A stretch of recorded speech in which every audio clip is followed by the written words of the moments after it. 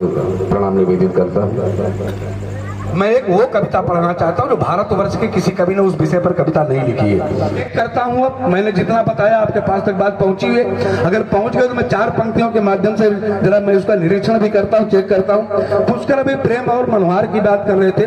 प्रेम बड़ा कठिन काम है। हम क्या पढ़ता, देखिए प्रेम को कैसे मैंने परिभाषित किया कि प्रेम से डुबोया गया फूल गर्म पानी में तो पराग को सुगंधित इत्र बनना पड़ा। इत्र लगाते हैं उड़ जाता है, पराग औषधि है, दवाई है जो मुझे जीवन देती है, लेकिन प्रेम के वशीभूत होकर के सब बदलता है। पंक्तियां निवेदित करता, सुनिएगा कि प्रेम से डुबोया गया, चौथी पंक्ति पर खामोश न रहे ताकि काव्य पाठ अच्छा हो जाए आज। कि प्रेम से डुबोया गया फूल गर्म पानी में तो पराग को सुगंधित इत्र बनना पड़ा।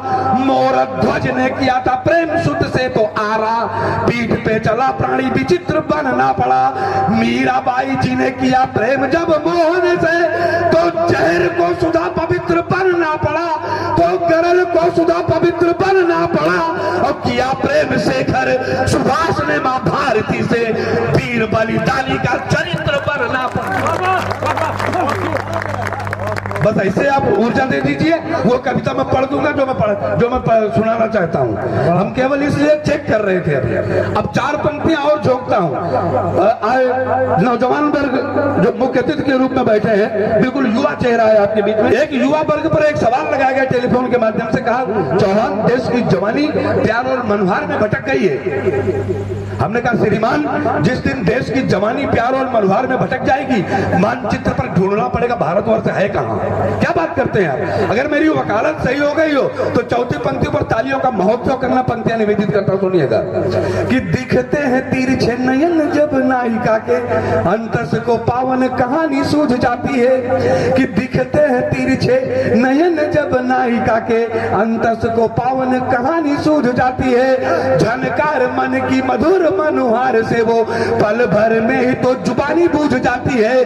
किंतु जब कानों में चुनौती भरी ललकार सीमा पर क्रूर शत्रुओं की गूंज जाती है, सीमा पर क्रूर शत्रुओं की गूंज जाती है, तब प्रेम मातृभूमि के प्रति उमड़ते ही आंख बंद करके जवानी जूझ जाती है। वाह वाह वाह, बहुत अंतिम 4 पंक्तियां पढ़ दूं, उसके बाद वो रचना पढ़ता हूं मैं। अभी तालियां कस के खुली नहीं है, इसलिए मैं और जोर लगाता हूं। एक बार और प्रयास करने का करता हूं, सुनिएगा। अभी आप सबके लिए चैलेंज है, चुनौती है, और मैं दावा करता हूं यहाँ एक व्यक्ति शेर बैठा हुआ है। सियार चुनौती स्वीकार नहीं करता, शेर ही स्वीकार करता है। अगर चुनौती स्वीकार हो तो चौथी पंक्तियों पर मुझे बताना, मैं बिना भूमिका के पढ़ता, सुनिएगा। दही को बिलोर के निकाल पाए घृत नहीं तो बताओ फिर वो मखानी किस काम की। कि दही को बिलोर के निकाल पाए घृत नहीं तो बताओ फिर वो मखानी किस काम की। प्यास कोई झरना बुझा सके न लेस मात्र तो बताओ नीर की रवानी किस काम की। सार कोई निकले न यदि अंत में कथा के तो बताओ फिर वो कहानी किस काम की, तो बताओ फिर वो कहानी किस काम की। और देश के किसी भी काम या सके न यदि आप तो बताओ फिर जिंदगानी किस काम की। बहुत अच्छे, वाह। बताओ जिंदगानी किस काम। अब हमको लगता कुछ बन गया है, माहौल बनाना पड़ता है। चुनाव जीतने के लिए 4 लाइनें और दुनिया भर का रंगा बिल्ला लगाना पड़ता, झंडा बंदा, तब चुनाव जीतते हो।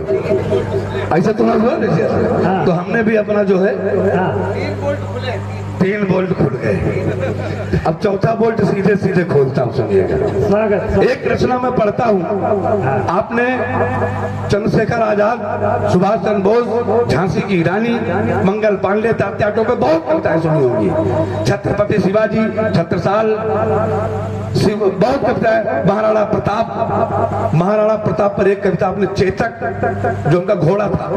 पंडित श्याम नारायण पांडे ने लिखा, रणभीक चौकड़ी भर भर कर चेतक बन गया निराला था, राणा प्रताप के घोड़े से पड़ गया हवा का पाला था। पंडित श्याम नारायण, कितनी अच्छी रचनाएं थी। लेकिन महाराणा प्रताप के उस सैन्य दल में एक घोड़ा चेतक था, तो दूसरा घोड़ा हेतक था, तीसरा घोड़ा सुधरा था, उसके बाद तमाम घोड़े थे जिनका कोई नाम नहीं था। उसी के बीच में एक हाथी था जिसका नाम था हाथी राम प्रसाद। इस हाथी राम प्रसाद पर किसी ने कलम नहीं चलाई। हमने पंडित श्याम नारायण पांडे ने हल्दी घाटी लिखी, पंडित गंगारत्न पांडे ने मेवाड़ मुकुट लिखा। मैंने दोनों पुस्तकें पढ़ी। श्याम नारायण पांडे के पास साथ तो नहीं, लेकिन गंगारत्न पांडे के साथ बैठने का अवसर मुझे मिला है। मुझे बचपन में मैंने देखा है उनसे, वो चर्चा उनसे सुनी, तब मैंने इस पर शोध प्रारंभ किया कि हाथी आया कहां से, कितना बहादुर था, कितना आपको गर्व हो जाना चाहिए। जब उसकी मैं वीरता का बखान करूंगा तो आप भी सोचेंगे क्या ऐसा भी कोई एक हाथी भी था, कोई एक चौपाया पशु भी था जो इतना बहादुर था। वो आप कल्पना करिएगा। मैं पंक्तियां निवेदित करता हूँ, ये जो सुनिएगा। हाथी राम प्रसाद, भूमिका सिर्फ इतनी है कि हल्दी घाटी का वो मैदान, एक तरफ अकबर की सेना, एक तरफ महाराणा प्रताप की सेना। इस कविता को हिंदू मुसलमान के चश्मे से मत देखना, क्योंकि अकबर का जो सेनापति था मान सिंह था और महाराणा प्रताप का सेना वो एक इस्लाम का मानने वाला था। इसलिए वहां हिंदू मुसलमान की लड़ाई नहीं थी। और मैं हिंदू मुसलमान कभी योगेश चौहान करता भी नहीं, रिकॉर्ड है इस बात का। इस ऐसी मैं जोड़ने का काम करता हूं, तोड़ने का काम नहीं करता हूं। इसलिए हिंदू मुसलमान के चश्मे से मत देखिएगा, उसके केवल हाथी की वीरता को देखिएगा। दोनों तरफ आमने सामने सेनाएं हैं। तब तक महाराणा प्रताप चेतक पर बैठ करके हाथी के पास पहुंचते हैं, उससे कुछ बातचीत करते हैं। एक बार मुझको एक ने टोक दिया, कहा श्रीमान एक इंसान जानवर से कैसे बात करेगा, भैया ईगो खत्म करके थोड़ा बेस बढ़ाना इसका। उसने कहा कैसे बात करेगा। हमने कहा रामायण नहीं पढ़ा आपने क्या? लिखा है हे खगमृग हे मधुकर श्रेणी तुम देखिए सीता मृग नहीं। राम किससे पूछ रहे हैं? हेलो। राजा अश्वपति हर पशु पक्षी से बात कर लेते थे। हम किसान के बेटे हैं। बैल जब हल अब तो ट्रैक्टर से खेती होती है, लेकिन पुराने लोग दादाजी बैठे हैं सामने, बताएंगे कि जिस बैल को संकेत देते हैं वही बैल चलता है। मेरी बात को समझता है, मैं उसकी पीड़ा को जानता हूं, इसलिए मैं बात कर सकता हूं। तो महाराणा प्रताप जाकर के चेतक पर बैठते हैं, हाथी से क्या बातचीत करते हैं, पंक्तियां निवेदित करता हूं, यहीं से सुनिएगा। कि मेवाड़ धरा की सेना सजकर खड़ी थी हल्दी घाटी पर। मेवाड़ बहुत जल्दी जल्दी पढ़ूंगा क्योंकि जाना है। कि मेवाड़ धरा की सेना सजकर खड़ी थी हल्दी घाटी पर, खड़े थे योद्धा चलने को धर्म युद्ध परिपाटी पर। क्षण भर को जा टिके नयन राणा के अपने हाथी पर, मस्तक पर दोनों हाथ रखा अपने अनबोले साथी पर। बोले चेतक पर हो सवार दुश्मन को धूल चटाऊंगा, ऋतु रक्त से हल्दी घाटी की मैं प्यास बुझाऊंगा। वो महत्वपूर्ण भूमिका तेरी, वो महत्वपूर्ण भूमिका तेरी मेवाड़ मुकुट की रक्षा में। और अगली पंक्ति पर आपके हाथ खुले, वो महत्वपूर्ण भूमिका तेरी मेवाड़ मुकुट की रक्षा में। पूर्णांक आज अर्जित करना रण की इस कठिन परीक्षा में। और क्या कहते हैं, मैं भूमिका नहीं बनाऊंगा, जल्दी जल्दी पढ़ रहा हूं। हे राम प्रसाद देना प्रसाद दुश्मन को तुम कोला हल्की। हम जब नाराज होते हैं घर के बच्चों पर एक छड़ी उठाते हैं और कहते हैं आओ खाने भर को प्रसाद दे रहा हूं तुम्हें। ईश्वर की कृपा से उसका नाम ही राम प्रसाद था। पंक्तियां निवेदित करता सुनिएगा। हे राम प्रसाद देना प्रसाद दुश्मन को तुम कोला हल्की। करना कर्म निजर होकर चिंता मत करना तुम फल की। यदि घाव लगे तन पर तो पीड़ा जी शीघ्र भुला देना। आहट से पहले सैनंदन में शत्रु को शीघ्र सुला देना। आंच नहीं आने पाए राणा के परम प्रतिष्ठा पर, दाग नहीं लगने पाए ए हाथी तेरी निष्ठा पर। और हे मतंग लेना उमंग पौरुषता ने दिखला देना। हम मेवाड़ी योद्धा है दुश्मन को ये बतला देना। हम मेवाड़ी योद्धा है दुश्मन को यह बतला देना। अब हाथी का उत्तर सुनना और रोमांचित हो जाना। सुनिएगा कि सूंड उठा अभिवादन कर राणा जी को आश्वस्त किया। कि सूंड उठा अभिवादन कर राणा जी को आश्वस्त किया। आर पार करने के चिंतन में निज मन को व्यस्त किया। हे नरेश मेवाड़ धरा का है अनाज हमने खाया, जिनके पोषक तत्वों से संगठित हमारी है काया। प्राण जाए पर बचन न जाई हमने भी तो मंत्र पढ़ा है। युद्ध कला की सभी विधाओं का मुझ पर भी तंत्र चढ़ा है। किया प्रतिज्ञा है हमने दुश्मन का वक्त फाड़ने को। तैयार खड़ा हूं धरती में मुगलों का मुंड गाड़ने को। लेकिन अगली दो पंक्तियों पर तालियां मांगता हूं। इस कविता में 2 बार ताली मांगूंगा।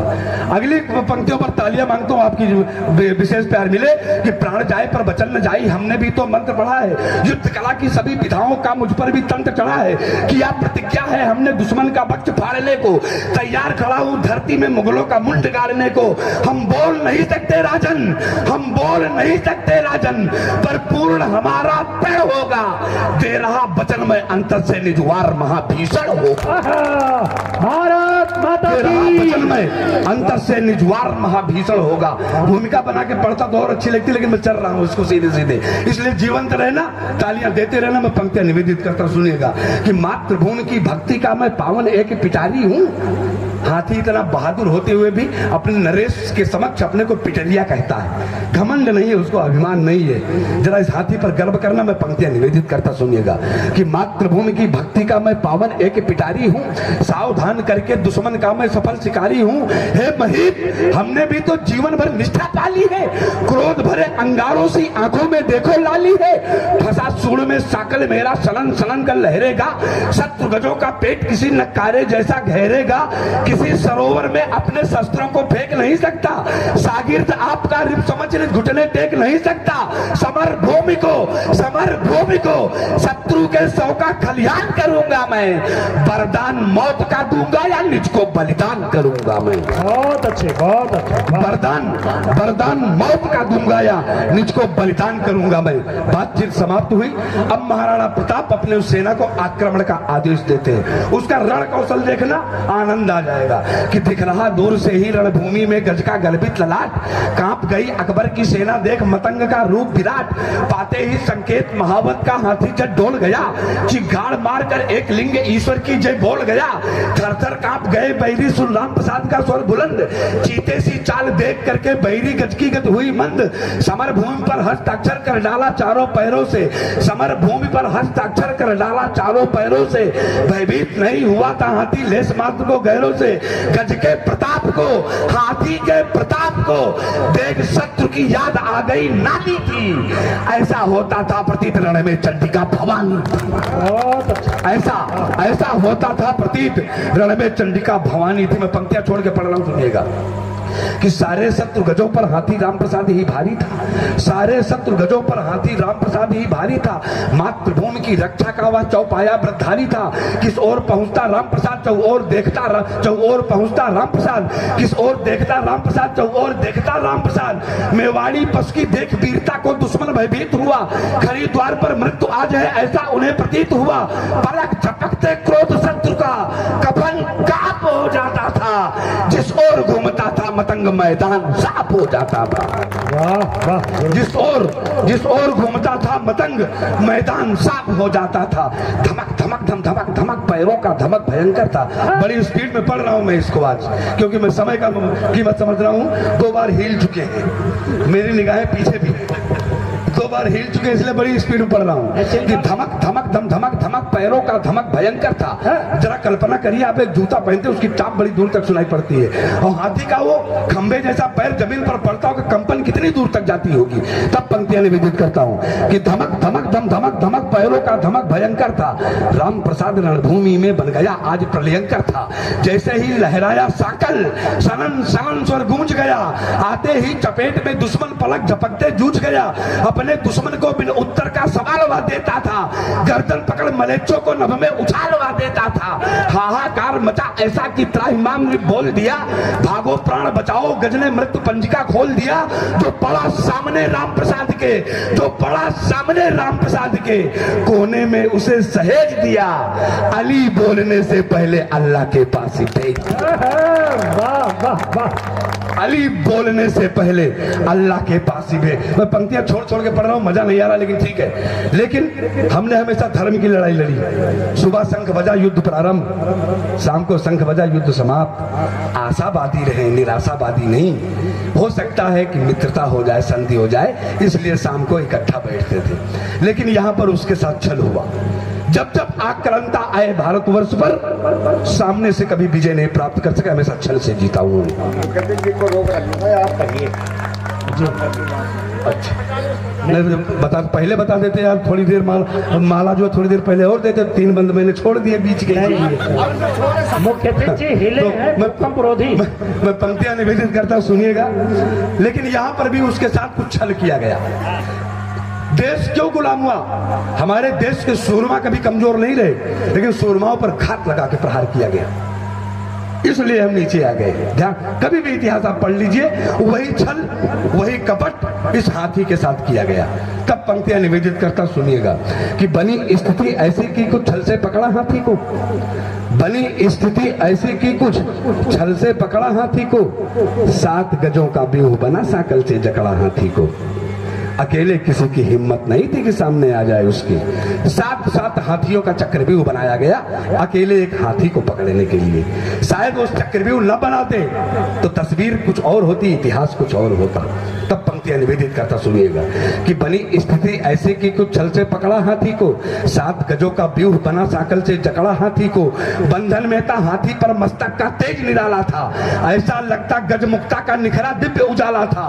पहुंच मुगलिया आंगन में वो बच्चा तान कर खड़ा रहा, शीश झुकाया नहीं युद्ध अब भी करने को अड़ा रहा। मेघ गर्जना कल बतलाया मैं योद्धा मेवाड़ी हूँ, स्वाभिमान व निष्ठा का मैं पावन एक खिलाड़ी हूँ। स्वर बुलंद सुन हाथी का, स्वर बुलंद सुन हाथी का, अकबर लज्जित भरपूर हुआ। और अगली पंक्ति आपके पास पहुंचे तो तालियों में बदल देना कि स्वर बुलंद सुन हाथी का, अकबर लज्जित भरपूर हुआ। अभिमान मुगलिया झुंडों का पल भर में चकनाचूर हुआ, अभिमान मुगलिया झुंडों का पल भर में चकनाचूर हुआ। अब आप चारों तरफ शत्रुओं से घिरे हो तो सिर उठाने की हिम्मत आप कर पाएंगे? शायद नहीं कर पाएंगे। लेकिन उस हाथी को देखिए, महाराणा प्रताप को वचन देकर के आया है कि निष्ठा से समझौता नहीं करूंगा, इसलिए चैलेंज देता, बंधन में है फिर भी चुनौती दे रहा है अकबर को कि पैर पटक संकेत दिया तुम साकल एक बार खोलो, पैर पटक संकेत दिया तुम साकल एक बार खोलो, अपने पौरुषता की मिश्री अपने ही आंगन घोलो।